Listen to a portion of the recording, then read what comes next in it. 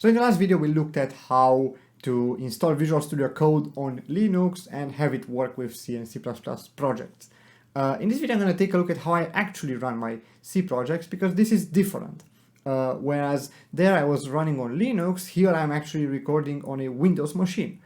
Although I do have fork, I do have wait, I do have all the functions found in a Linux system. How does that work? Now the solution is a little bit more creative, because for starters I don't use any compiler like MinGW that sort of tries to bridge the differences between Windows and Unix like systems by implementing certain interfaces, certain POSIX interfaces, and none of the other compilers. Also, I don't use the Linux subsystem that some of you might have heard about, because I had a lot of issues with that, so it didn't pan out well. Everything that I do that is related to Linux or Unix-like systems is actually run on Linux, on a real native Linux machine. Okay, so how do I actually accomplish that? Now, yes, I did look at Visual Studio Code, and indeed what I'm using is Visual Studio Code, but this solution sort of takes advantage of how Visual Studio Code is built. Visual Studio Code is built to run as a web app.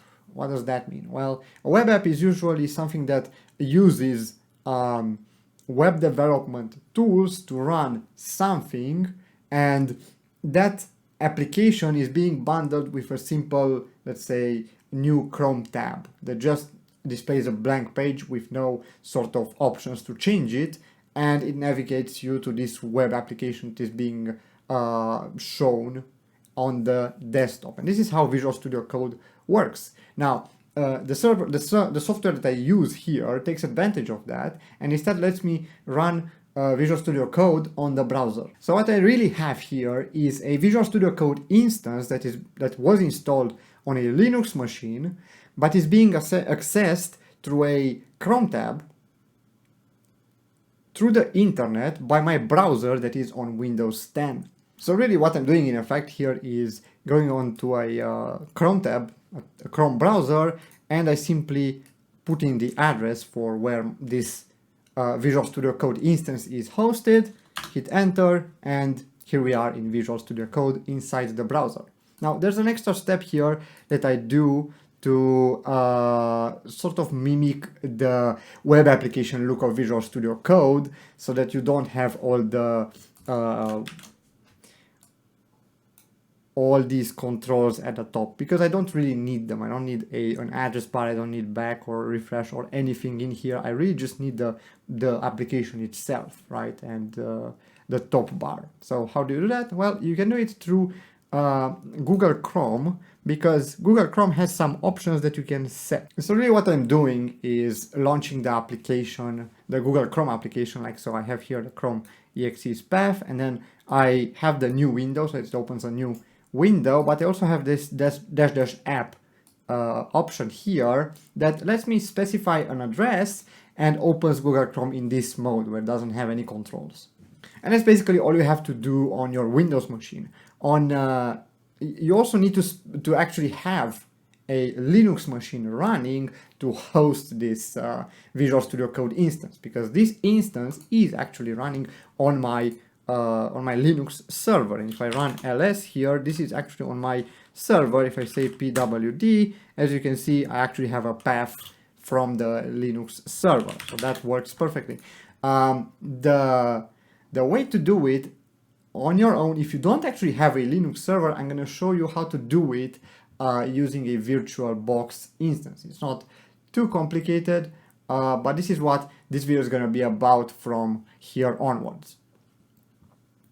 But if you do have an actual Linux server somewhere hosted, it could be even a VPS, I do suggest you actually run it that way. Now, some of you might rightfully ask why I actually not just use Visual Studio Code inside a virtual machine. And it's because of compatibility issues and not everything working properly inside a virtual machine. Especially, for example, scrolling input is very strange. Sometimes even keyboard input can be laggy, and of course the actual delay between when you do an action and it's being shown on the screen is much larger than on an actual Windows 10 machine, right? Because you're using a virtual machine.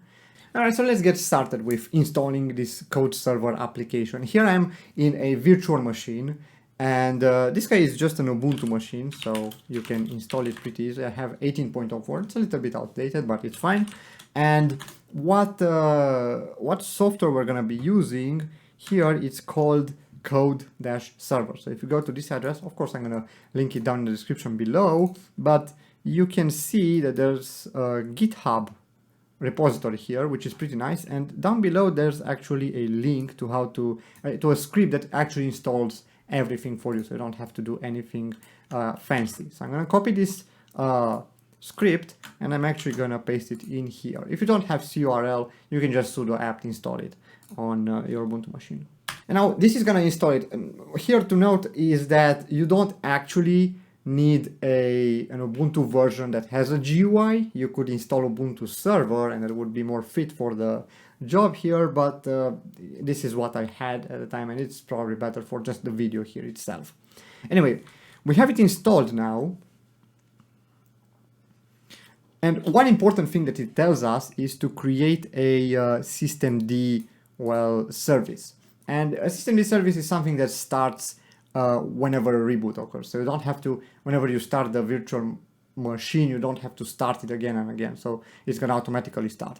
So that's what it tells us to create, and we can do that just with this command here. So I can just copy, paste this, and change here the user so that it says my user, which is CodeVault in this case. And now if I hit enter, an instance of code server has been started and is now waiting to be connected to it. Now that we have it installed, let's try and see if we can actually connect to it. So if you go localhost, and it's by default it's hosted at the port 8080, but you can change that if you want. And if you go here, it says welcome to code server, and we have to specify a password that has been given to us. And that password is actually important, because if somebody somehow gets access to this instance of your code server, it means that it really gets access to your whole computer, at least your whole virtual machine, but since it's also connected to the Windows server, it could do harmful things there as well. So in that instance, it's better to just leave the password on. And the password, you do find it at this path. So we can go here in our configurator here and say nano that, and we do see that there are some configurations here, and this is my address, and probably I'm gonna change it once I'm finished with this video. But if I paste in this password, if I submit it, we can see that indeed we do get the Visual Studio Code instance in here, and you can set it up as you want. Here I actually did already change the theme and opened up a folder, but you might just have a white welcome screen in here. Now there are a couple of things that you have to do for it to work on your Windows machine, right? Because right now we have opened it on our virtual machine on our browser, so that's fine, that works, that's amazing, but it's not gonna work on our Windows machine because of two things. First things first, you are gonna have to configure the virtual machine to be in the same local network as your Windows machine. And the way I did it, and that's probably not the best way, but here I have it in network settings. I set it to bridge adapter. It was in NAT mode. I set it to bridge adapter on my own network card, and now it's on the same network. So whenever I say IPA, it's gonna give me an IP address to this machine, right? So I can copy this IP address and I can paste it inside a browser, right?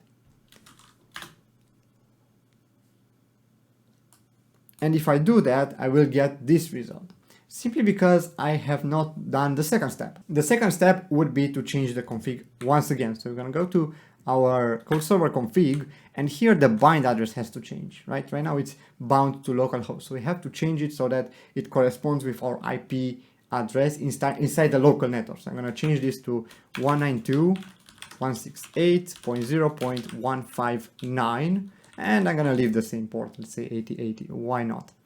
All right, and now if I save it, and once you save the config, it's not gonna take effect. So you're gonna have to actually type in sudo systemctl restart code-server at your user. So I'm gonna have to restart this service. And once restarted, if we try to access that same IP address here, we're gonna get this screen, which is what we wanted. Now, if I take in this address and actually paste it inside our browser, inside Windows, we should be able to access it, and there we go. Now we have access to this Visual Studio Code instance inside our virtual machine that runs Linux, but here we are on Windows, running a Windows browser and having really Windows response times, right? So everything is quite, I think it's quite instant. It doesn't have that delay that you have when you work in your virtual machine, and it works perfectly fine. Now there's one caveat with this code server thing, at least with the latest version of it, is that the extensions aren't installing properly, so I'm gonna have to manually download the proper extension and install it, but it is not that complicated. What you have to do is, for example, if you want to install the C++ extension, don't hit install, it's not gonna work. You go to the repository link and go to your virtual machine. So back here, go to our virtual machine, and I have here a link to the repository itself for the extension, not for code server this time. And I go to releases here on the right, and here I just have to install cpptools-linux.vsix. So I'm gonna actually download this, right? So I'm gonna save this, and you don't have to launch it through here.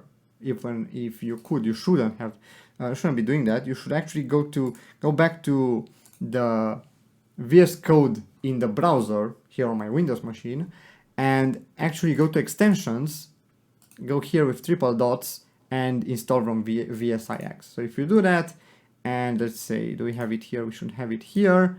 You should be able to actually launch programs properly. So if I have it installed, it says that it installed successfully. And first, you're gonna have to actually refresh the browser tab so that the extension actually does what it's supposed to do.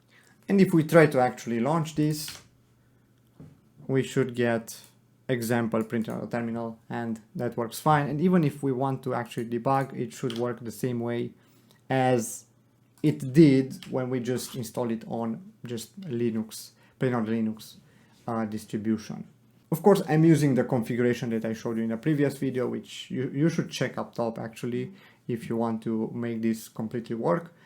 But that's gonna be it for today. I hope you learned something from this video. I hope this has helped you actually work faster if you really wanted to work on your Windows machine but couldn't because the requirements for that, you use some Linux functions that aren't on Windows in any way, shape or form, or just are some differences between it and the actual functions. So this way you actually get best of both worlds, the stability and the proper APIs from Linux. Alright, that's about it for this video. I hope you got something out of it. If you do have any questions, leave them down in the comments below or on our Discord server. Again, all the configuration files, the source codes and everything will be found on our website, a link down in the description below. Of course, the steps on to how to actually launch all these are going to be found also on the description below. Alright, take care, bye.